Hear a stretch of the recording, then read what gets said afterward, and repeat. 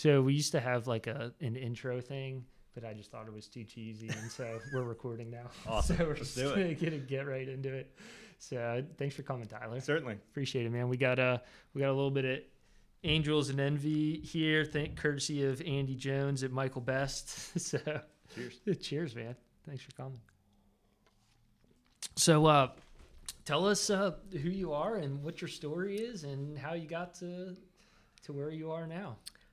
So my name is Tyler Newman. I am the president and CEO of BASE, which is Business Alliance for a Sound Economy. It's a regional business advocacy organization. Mm-hmm. I've been in Wilmington since 2007. I moved from Atlanta. I grew up in Newbern, went to school in Chapel Hill. Oh, cool. All right. I worked a lot in sports in college. I worked in the athletic department at Carolina. I worked in the athletic department at Penn State after I graduated from Carolina. I worked at Pinehurst for a couple of summers doing golf stuff. But I have a political science background. My degree is in political science. Got it. So I transitioned into lobbying and government affairs when I got to Atlanta in 2001. Awesome. So I've been doing advocacy, government affairs for basically the last 20-something years. The opportunity to come back to Wilmington and do what I do in southeastern North Carolina was a draw for me. Yeah. We talk a lot about the region and trying to grow our younger workforce, and I did that, right? So I mean, I was a 20-something-year-old person that wanted to move back, but it was are there the jobs there? Is there the infrastructure there for me and my wife to come back and both have thriving jobs and be able to live at the coast? So to have done that kind of makes me appreciate what I do now, making sure we've got the infrastructure pieces in place where other people can do that, and we can continue to grow our economy and grow the region so that we can live here full time. Yeah, I mean, it's a hell of a place to be able to work and live. And we definitely got to give Natalie in the chamber a shout out for the NC Career Coast and the new website. I worked that in the first 5 minutes. Yeah, you worked that in the first couple minutes, so that's awesome. So you're originally from Newbern? Yeah, we grew up. My father ran YMCA's, so we moved all around the Southeast. I lived in Virginia and Louisiana and South Carolina. I went to middle school and high school in Newbern, so I claim Newbern as my hometown. I lived there the majority of my formative years. That's awesome. I have a kind of similar background where my dad was in sales, and I was born in DC, then we lived in California, and then back to Maryland, and then I ultimately found my way down here to Wilmington to go to UNCW. But everybody asked me, like, when I tell them I moved out, they're like, was your dad in the military? Yeah. I was like, no, he's just in sales. It's really similar for me, but I think it's kind of being able to go to a new school and have to make new friends and be the new person and have to talk to people and figure out ways to connect with people or find something in common. It's something that's a tool that I use every day. Absolutely, man. By the same token, I'm glad that we can live in Wilmington and stay in Wilmington, and my kids can grow up in Wilmington in the same spot and have the same friends for whatever the entire lifetime. What would you say the hardest, most difficult move, was? In what time was that in your life, would you say? I mean, I think it was a transition from college to after college. Just because, you have a political science degree, and then it's kind of what next in the 2001 economy. And, I had a job in Atlanta working for a TV show on CNBC about golf. And we had a major bank as one of our sponsors, and we premiered right before September 11th, and then the bank pulled out. So then I, was finding another job living in Atlanta, as a young professional. So I had to actually lean on my political science degree to transition from sports, which is what I'd done for years, into actually, doing lobbying and government affairs. Yeah. So then from Atlanta then to Wilmington, was that so you went from Atlanta straight to Wilmington? Yeah. And then how'd you find Wilmington, or it was kind of the, would I like to live in Newbern or, move back to Newbern? Absolutely. But Wilmington is more, has more commercial opportunity and more jobs realistically. It's not a shot at Newbern, but this is the largest city in coastal North Carolina. Yep. And it was, at that point in time, I was driving an hour each way from our house to the office. So is that sustainable once you have kids? Yeah, 2 hours a day in the car. I mean, and so many people do that. Right. Like, we're so lucky. It's like... Yes. I have no interest in ever doing that again. No, I'd much definitely prefer, now I drive to Raleigh. I could get up in the morning, drop my kids off at school, drive to Raleigh for a legislative committee meeting, do what I need to do there, and then come back home. Yeah. Which is, I'm in the car, but I can do work at the same time, and really kind of get things done versus just sitting in traffic trying to get to the office. Oh my gosh. It's a quality of life issue, and I'd like to think that we made an awesome decision, to get out of Atlanta when we did and move here and set down roots and grow our family here and grow careers here, and to be able to do that is a blessing for sure. Yeah. How many kids do you have? We have 2. They're 8 and 10. That's awesome. Yeah. So it's a lot of hammerhead soccer at our house a couple days a week. Nice. And some golf and piano lessons and all that. But it's juggling, the ability to be able to do my job and to help them out and pick them up from school on occasion or drop them off at school almost every day and see them and, just be able to live around here. It's amazing, man. It's super great. They're super lucky to have that. I mean, growing up, and this is nothing against, like the way I was raised, but, my dad worked extremely hard. Like he didn't come from we didn't have any legacy, right? Like, he worked extremely hard and, never, he never dropped me off at school, never picked me up, but it was because he was traveling a lot. Right. That's what you do as a salesman. And, no, it's cool that you're able to do that for your kids. And it's intentional though, right? Yeah. Like it is something that I want to do, and I want to be able to be there for them.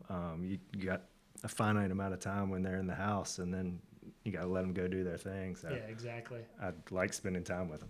There's like, I saw a quote, and I don't know exactly, but it was like, you used like by the time your kid is 18, you'll have spent like 90% of your time, or I don't know, it's something like crazy like that. Like you have 90% of the time you're going to spend with your kid throughout their life is like by the time they're 18, because then they're out and off, and that's right. That's crazy. Well, I mean, you understand that now, right? I know it all hits home a lot. It goes really fast. I mean, it goes really fast from, I remember moving to town, and, I could surf before work or surf before riding to Raleigh for the day. Yeah. And then it's, I'm dropping kids off at school before I go to Raleigh for the day. So there's some transitions. But again, it's the ability to live here and be able to contribute to the community and raise my family and, do some of the cool stuff we do.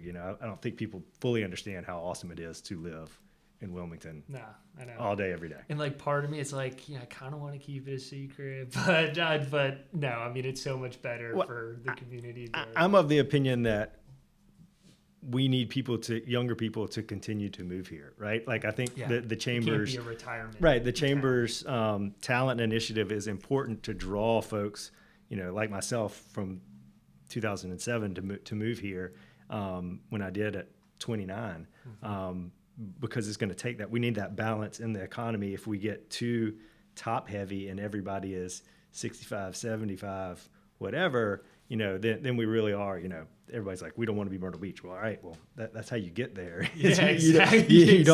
You don't have that workforce. And certainly, anybody that wants to come down here, I think that's great. But I think we really got to focus on continue to draw young talent.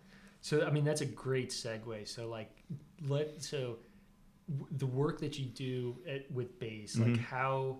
First, before we get it, because I want to talk about like the work that you're doing to like help that initiative, but tell us like tell a little bit more, like what is BASE? What do you guys do? What is the mission and the vision of BASE? So BASE is an advocacy organization. We're really one of one in that we've got advocacy partnerships with a number of different associations, several different realtor organizations, Wilmington Business Development, the Wilmington Chamber of Commerce. Yep. And then we've got about 50 different business members, community business members, banks, attorneys, traditional real estate companies, folks like Live Oak Bank and Corning, people like that. And the deal is I'm not going to go to the planning board and speak on behalf of your project at a rezoning. I'm really focused proactively on kind of the big pieces that enable us to grow, the infrastructure pieces that enable us to grow. So it's, I wrote a letter supporting the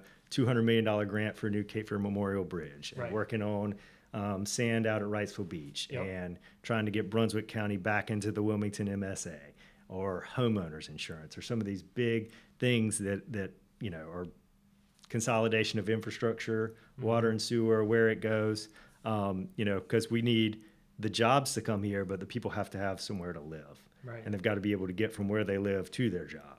And so that's the water and sewer piece, and that's the transportation piece. So I do a lot of local lobbying, a local city council, county commission. I go to Raleigh several times a week when the General Assembly's in session. I go to DC probably quarterly, depending on what's going on. But I get to work inside the chamber silo, speak at their board meeting and go to their public policy committee meeting, and same thing in the realtor silo and the home builder silo. And then we've got just our group of business members and getting feedback from them. What are you hearing? What are your employees seeing? What can we do to help to try to move the region forward? Yeah. And I'm focused from, let's say, Swansboro to Sunset Beach, kind of the 4 coastal counties mainly. So Pender, Onslow, New Hanover, and Brunswick. Okay. Really just trying to facilitate growth and investment. Make it so when somebody comes here, people have to want to come here to invest, to build their business, to move here, whatever it is, or to grow. The unicorn businesses that we've had in our community are the ones that started with 1, 2, 3 employees and now have 1,000, right? Like those the ones that you could name off the top of your head, all started here and grew here. That's awesome. And I think trying to focus on the next one of those, so we have the kind of raw materials in place so somebody can come here and blow it up and go. That's awesome. Man, I don't know why, but I've always associated lobbying and politics as like a dirty word. Yeah, don't tell my mom. This is what I do. No, but I think, but I say that because what you just explained is the complete opposite of what my predisposition of politics is. And unfortunately, there's some bad actors out there, right? But that's everywhere. But what you just described is that's awesome. Like, you're doing such good work. I make connections. I provide information to folks. That's kind of what I do. That's my corner of the lobbying world. There are people that are at the General Assembly every day, and they've got their list of clients, and they're hitting folks coming in and out of committee meetings and doing that grind. And that really doesn't appeal to me a whole lot, which is why I live in Wilmington and not in Raleigh. Like, I like being able to go and see our 3 or 4 people, or talk to them about what we need or what we have going on, and then turn around and get in the car and buzz back home. But just trying to be thoughtful about what we need as a region and trying to be proactive is really kind of what we're focused on. Yeah. No, I saw you. I think it was a couple weeks ago when we had the city council at Sir Tyler. Yeah. And I remember I walked in and you had like raccoon eyes. Like, I could tell you've been fishing or like on the beach or something. I was like, you know what? Like, that's pretty cool. I just was like, yeah, this guy definitely enjoys life for sure. I like to spend time outside. Heck yeah. I like to ride my fat bike. My son likes to go fishing and play golf a lot. Yeah. I like to go surf when we have waves and when I can fit it into my schedule with everything else. I mean, I like being outside. And the fact that, it was cold today, it's 50 something degrees outside, and people are still outside running and doing their thing. I'll be out in the morning. I run with a group a couple times a week early. Nice. 5:30, 5 o'clock. So it's going to be a little frosty in the morning, but it's kind of fun sometimes. It's like the elements, it makes you feel alive. But you're outside, right? Yeah. And it's a great way to start your day. I can go for a run, go shower, take my kids to school, be at my desk on the days that I sit at my desk at 7:30. Yeah. So it's good. Yeah, or be up in Raleigh, and it's cool that you could just kind of like have that like separation of, like, I do what I like, I enjoy life, but then I could go be at the General Assembly and I absolutely burn the candle at both ends, and I've been, I've told the story before, but, sitting in Raleigh at a committee meeting after surfing in the morning and, pulling sand out of my ears. It's the best. But, which is the best feeling. Totally fine. Yeah. It makes it absolutely worth it. Man, my wife and I, we lived in Europe for a couple of years. I was doing an expat deal, and our first stop was in Switzerland, in Zurich. Mm-hmm. And we would have and I was working in corporate finance, suit and tie, like Swiss, like it was like my my version of Wall Street job, kind of. And we would go. We were there during the winter, and we would go skiing every weekend in the Swiss Alps. And there'd be a couple days where you get like a super good bluebird Sunday, and I'd have like just a huge goggle tan. My face would be like sunburned, and I go into like the meeting on Monday, and I'm sitting there just like completely sunburned with like the goggle tan, and just like not thinking about work. I was still thinking about like skiing the day before and stuff. But truly, that's the kind of the business vibe around here, right? When I started working at the Home Builders Association, in 2007, they closed the office at 1:00 on Fridays, every Friday year round. Awesome. Because so many of the builders, like they were going to be fishing or hunting or doing whatever they did on Friday afternoon. So having the office open was entirely pointless. And that's really continued. That's how it is. I don't want to tell secrets, but I mean, I'm so glad. I mean, that's like a rule. Not a rule, but it's like we're done here at noon on Friday. Like same deal. It's like, and that's kind of part of like the culture of like retaining and attracting good employees is like it's more than just money. Right. It's about the lifestyle. It's about the culture. And I'm just a real person, just like you are, and I would much rather be on the boat or surfing or doing something. But let's get the work done, and then let's go have fun. But by the same token, my phone is in my pocket. My watch rings, and if somebody calls me, whether it's an elected official or a manager of one of the towns or one of our members, I'm going to answer it. And my kids know that, cut it out. Exactly. I've got to take this call, and it may be Friday afternoon, something gets shut down, job site gets shut down 5:00 Friday afternoon, and somebody's looking for somebody to call. My phone rings frequently, and then it's trying to, all right, I may have to stand up from dinner and go outside and try to sort this out. But it's what I like to do, and I like to be able to help out and in a position to help out. And people trust me to do that. But, it is in this era with your phone, the ability to text somebody at a meeting is good, but by the same token, when things start going bad, like, you're accountable then also. Yeah, it's a double-edged sword. That's right. For sure. Yeah. But it makes things more efficient. Yeah. So what right now, I mean, we've talked a lot about the, kind of the economic development, the talent attraction here in Wilmington, but what would be like the top, if there is like a top priority, like number one, item that you're working on at the moment? I think it's replacement of the Cape Fear Memorial Bridge. Okay. I just came from a meeting where they were talking about, potentially thinking about the financial impacts of a toll. If it were a toll worth $2, what that would mean to how that bridge replacement would score versus other projects in the state. If it were $1, could we get a $400 million grant to go towards it? Replacing that bridge is critically important to us. And I think it's going to come home over the next probably 4 to 6 months. They're going to have to do some enhancements to the deck on the bridge. And once it starts shutting down and people have to start going around and trucks from the port have to start going around, I think people are going to understand how important it is that we have a functional crossing there and how we really got to get it replaced. So I think that infrastructure piece is number one. I think just the workforce and talent thing, making sure folks have somewhere to live, making sure that we continue to grow, diversify our economic base. We've got so much industrial land and water and sewer up the 421 corridor. Mm-hmm. So, if we can continue to draw major employers up that way, or Brunswick County just announced 500 jobs out on 74, 76. Yep. Mm-hmm.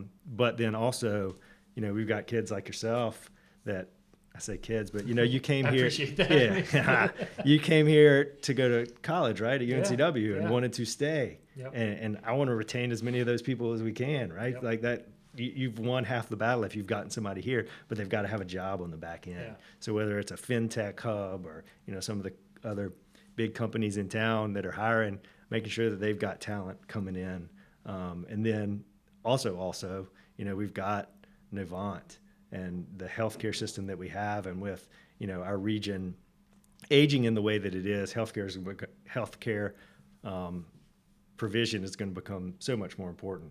So make sure we've got nurses, and I know the chamber and the schools are working on, community college are working on programs that can kind of fill that gap. But it's all of those things. Yeah. Yeah, it's, an interesting point about the bridge. I mean, there's a saying that I've like gotten from like lean management is you put the pain. You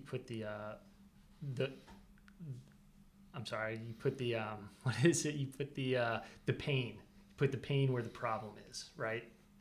So we're about to be long on pain. Yeah, we're about to be feeling a lot of pain. Right. And so, but it's the other, you think about the people that come back and forth across that bridge every day, maybe going up 3rd Street and have to go Isabel Holmes or having to go farther up 140. Yep. Because I travel, I was in Brunswick County 3 days this week already. Mm-hmm. I go across the bridge almost as much as anybody. Yep. So, maybe I'll just go down to Southport, go to Fort Fisher, take the ferry. That's not a bad commute to work. I shouldn't have said that, but I may fire that up. Just trying to be thoughtful about when I go and how I go. I keep asking for a helicopter. I haven't gotten one yet. But that ties back to, part of what I do is, I talked about my phone and being able to do things, not virtually, but being tied in. You also got to be there, right? I have to go to the city council meeting. I need to go to the planning commission meetings. I need to go to Raleigh, even if I'm just there for 30 minutes. The offhand conversation you can have with somebody, as you're passing each other in the hallway or, standing in the back of the room, somebody leans over and, your day can totally change. And it's super valuable to show up and be there and talk to folks. Man, that is really kind of how I started what I was doing is, I had this, I wouldn't say I had like a grand idea, but I knew what I needed to do was to rebrand myself. And I went to every possible like networking event that I could possibly go to. And every time I would come home, I would just be like, if I didn't go to that, like it's just crazy just being there. You never know who you're going to meet or who knows somebody and where that opportunity leads. And it's Wilmington is a small community, I know right? So be nice to people, be yourself, be nice to people. Yeah, exactly. Small community. But just showing up and, I was talking to somebody the other day and they were saying that when they went to college, their dad told them, meet as many people as you can, introduce yourself to them and be nice to them. Yeah. Pretty good advice. Which was just basic information, but when you think about it, like, oh, that's probably something to do. Yeah. So that kind of resonated with me. And also like, if you like showing up is you're already better than about 50% of a lot of service firms. Right. Yeah. Returning phone calls, answering emails within a reasonable time period, and then just saying like doing what you say you're going to do when you say you're going to do it. Better than 90% of the competition out there. Well, to circle back to something you said, though, on the lobbying front, the traditional thought when people say lobbyist, whatever, in my mind, it's about my integrity and my ability to accurately convey information. I need people to trust me. I need my members to trust me. I need the elected officials to trust me or the planning board. So when I get up and say something, they understand that I'm telling the truth and it's fact-based and that it's not just Tyler's opinion. Here's Tyler's opinion. No, this is what the state law says you can do. This is what you can't do. This is what you should do. This is what we support, and try to drive the conversation that way by being honest and thoughtful. And the integrity piece is huge with me. Yeah. Just because people have to be willing to pick up the phone when I call them. Yeah. That's a huge part of it. Is if I don't have entree to somebody's office, or if so-and-so won't call me back, makes it really difficult for me to do my job. Yeah, exactly.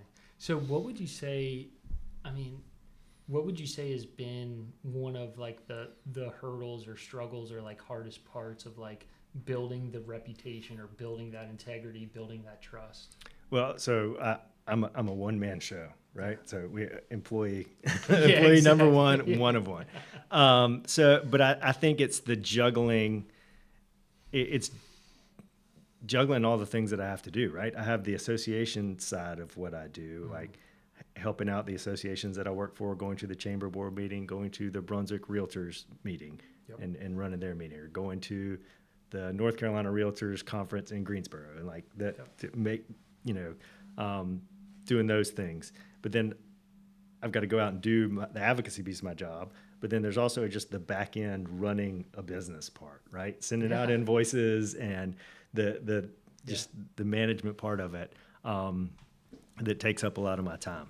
I enjoy it because, every day is absolutely different. What I think is going to be today or tomorrow doesn't end up being what it is. The phone will ring and I'll end up shooting off somewhere else. But being able to carve out the time to sit at my desk, to knock out whatever I need to knock out for the day and then go, is something, just having that, 15 minutes, 30 minutes, returning a phone call, answering a phone call as soon as it comes in.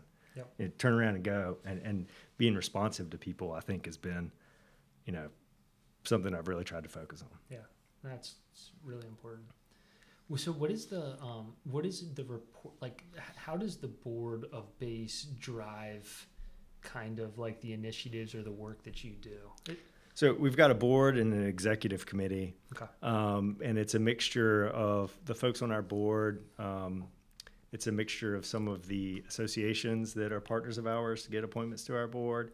And then the chairman makes some picks annually. Got it. So it's really guidance from them. It's working with, I kind of know what the chamber's priorities are, their Right. public policy priorities are. I know what the realtors' priorities are. I know what my board's priorities are, and trying to make sure we can, if I can put the same phrase, if everybody's working on the same thing and we can get everybody's pirate ship kind of pointed in the same direction, that helps me. So, because I'm saying the same thing to each group. Right. And the base board and the base executive committee kind of help me set kind of the direction of where we need to go. Yeah, got it. That makes sense. We've been talking, a good bit about like the local and like the kind of like the micro, economy and politics, but we're coming up on like presidential elections and stuff like that, and I can't remember a time where there was a presidential candidate that I was like actually excited to vote about. Mm-hmm. It's always like, all right, it looks like I'm voting for like the least worst option. Right. I mean, that's just my opinion. Right. But so like, how does what we do here in Wilmington, for example, like flow up to like actually getting some decent presidential candidates to vote for? I'm going to answer that in a different way. Okay. And it's this way. I have trouble getting people to be willing to be appointed to local boards and commissions. Okay. People that we know, like, hey, will you be on this board? Or my employer won't let me, or whatever. Okay.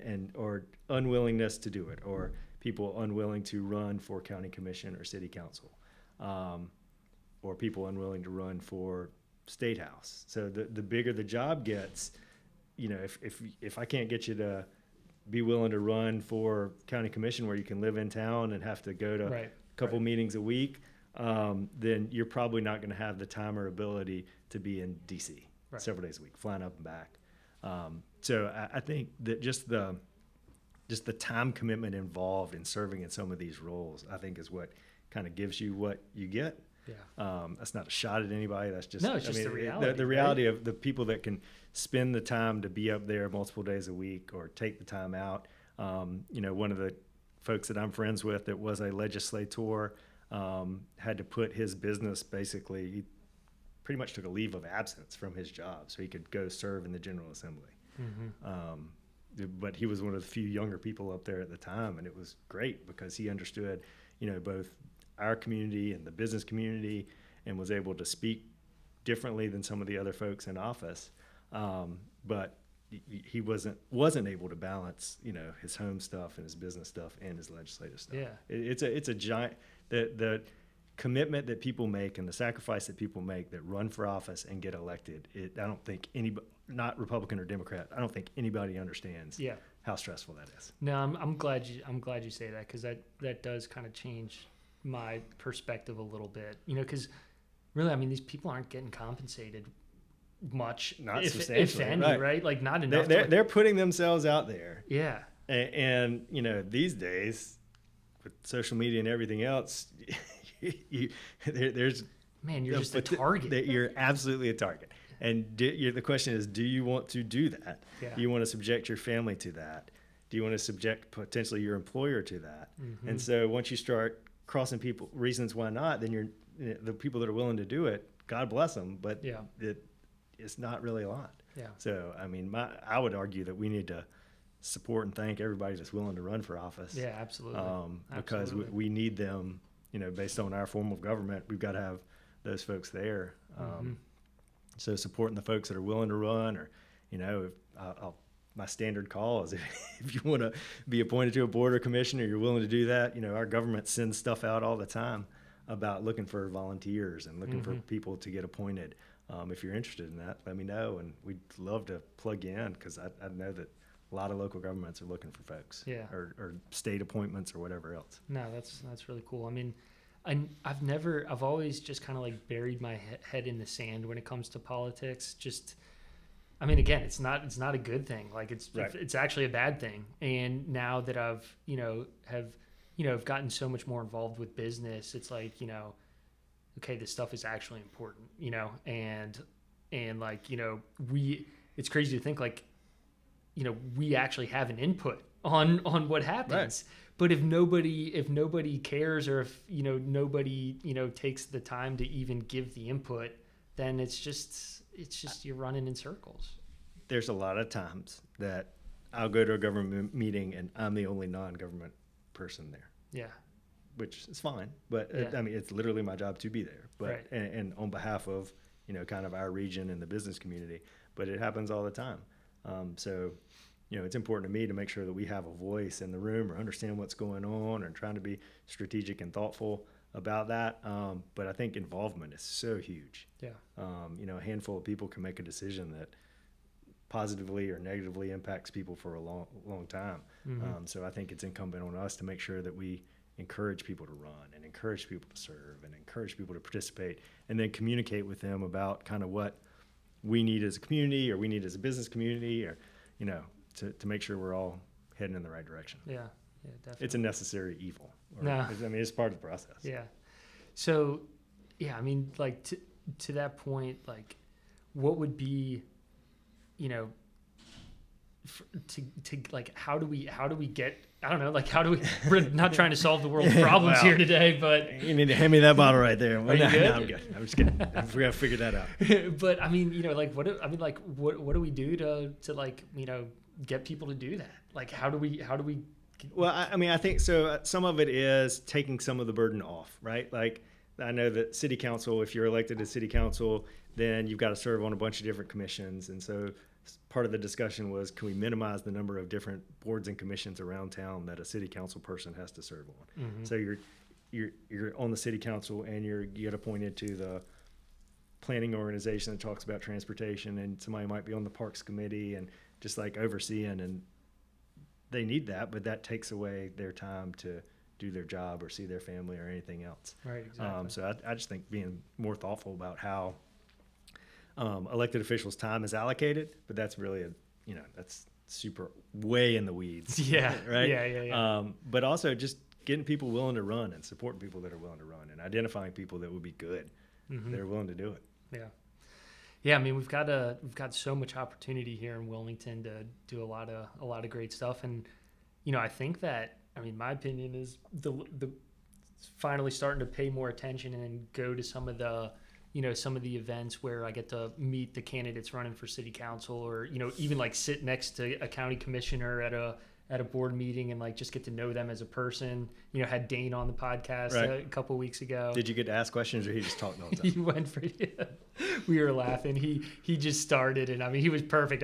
We were sitting there and just having a good time. But he and Luke Waddell were kind of the people I had in mind when I just answered the last 10 minutes of questions. Like those two younger guys with kids and families and jobs and all that stuff, and I think about how often I see them, and and they've got full-time jobs. And I'll be at a city council meeting and kind of give Luke the high sign and walk out at like 7:30, and I know he's there later, right? So just the grind of that. Yeah. But I truly appreciate their willingness to do it. Yeah. No, but so I mean, I think that like, using those two guys as example, and they're, and we've got some good folks that are getting involved. I mean, really good folks. And when for the city council, there's some really young folks like David Joyner. Right. I think he said he was 29 years old or something. Yeah. That's awesome. Right. Yeah. But it's going to take that, right? The willingness to get involved and participate. But we've got so many exciting things going on in our community. Yeah. Like really cool stuff downtown and really cool opportunities moving forward, whether it's, expanding the gateway to the north or things around Live Oak Bank or whatever happens on the West Bank, the development on that side potentially. We've got really cool stuff.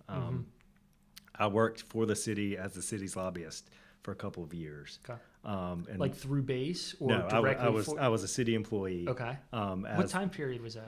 2010, 2012, maybe. Cool. All right. But one of the, I worked in the city manager's office and got tasked with other duties as assigned. Yeah. At that point in time, it was kind of the really beginning stages of some of the breweries that were in town. And so I got sent to Asheville to go tour their breweries. Nice. And figure out what the city did to encourage that type of investment. Mm-hmm. So I went to Wicked Weed and hung out with those guys, stood there with them while they were making beer. And we were talking about, why are you here? Why did you buy this building? What could Asheville have done to make it easier? Like thinking about just the small business piece of that. And I went with their economic development person to, 10, 12 different breweries in Asheville to talk to the folks and see what they had going on. Yeah. And then bring that back here as part of the city's brewery initiative, which is obviously... I love it. It's been absolutely awesome, fun. man. I mean, I walked in the office one day and they were like, hey, some people here to see you. And I was like, okay. And it was John and Michelle from Wilmington Brewing. They had heard that I was working on it and they came and showed up and we sat there and just talked about beer and their business. But it was less about the beer part and more about the small business part and how, it's really a Wilmington export, right? Like Tropical Lightning is something that done a hell of a job. Everybody knows what it is, and it's one of our things. That's not picking winners and losers for beers. It's just my favorite. But that is, we're kind of iconic for that, and it's something that people come here and seek out. And it's a small business that's gotten to be. They own multiple properties now. Yep. And it's just really cool to see some of that stuff grow. And I think, but again, that's the type of cool stuff that. Charlotte's been really good at some of the breweries that they have, some of the economic development around that, but we've got to balance that with, the other major employers and all the other things that go on and places for people to live. Yeah. I moved down here to go to UNCW in 2007 and met my wife here, and we both were like, we want to we want to live here. We want Wilmington to be our home. And I didn't realize it, and it was really tough, but I actually had to move away from Wilmington to ultimately come back. And I'm sure there might have been a different path, you never know. Right. But, I graduated and, I had, goals, right? I wanted to, achieve stuff. And at that time in 2011, 2012, you had PPD, Corning. Right. I don't know if Live Oak was around then. Maybe it was just starting, but you didn't have a lot of the big employers that we do now. Right. So it's a completely different landscape. But, coming back and now, moved and lived in Raleigh for 3 years, and then we lived in Europe for 3 years, and then we came back in 2018. And when we came back, I was like, this place is completely different. This is awesome. It's been but I mean, I reflect back on moving here from Atlanta. We moved because I had a job. My wife was she worked in advertising at some of the big Atlanta advertising firms. Yep. She worked in-house doing advertising at Home Depot, and then we moved here. And there are no advertising agencies in Wilmington at that time. Yeah. So she had to totally transition careers. At that time, it was the trailing spouse problem was the one that we had. You could have one good job, but finding two was extremely difficult. Yeah. So I try to always be thoughtful of that when we need all the jobs we can get. That's right. We need all the housing we can get. We need the infrastructure to support it. I haven't really talked about schools, but our schools are such a huge, huge, huge part of what we have going on. I think some of them were Got awards recently for being tops in the state. Awesome. Which is really cool. So the things that our school system is doing, and the schools that we have, the education infrastructure that we have, just continuing to invest in that. Yeah. Using the endowment, the community endowment, that's something that... Yeah, that's a really special thing that we have that a lot of places don't. People don't understand the scope and scale and how, you know, life-changing that's going to be to so many people. Absolutely. And it's so cool. And once they start, you know, really rolling out some of the investments, you know, it's transformational investment over decades, and it's going to be great. Yeah.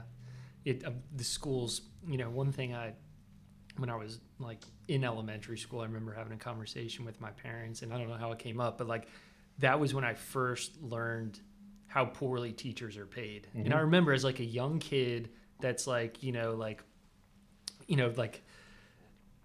how, like, it didn't make sense to me. I was like, why do, you know, teachers are in charge of educating the future? Right. Like, why are they paid terribly, and why? Right. It's a systemic. I mean, again, it's a huge, but it's super complex because it's a county issue. It's a state issue. You know, there are different levels that go into teacher payment and how we fund our schools.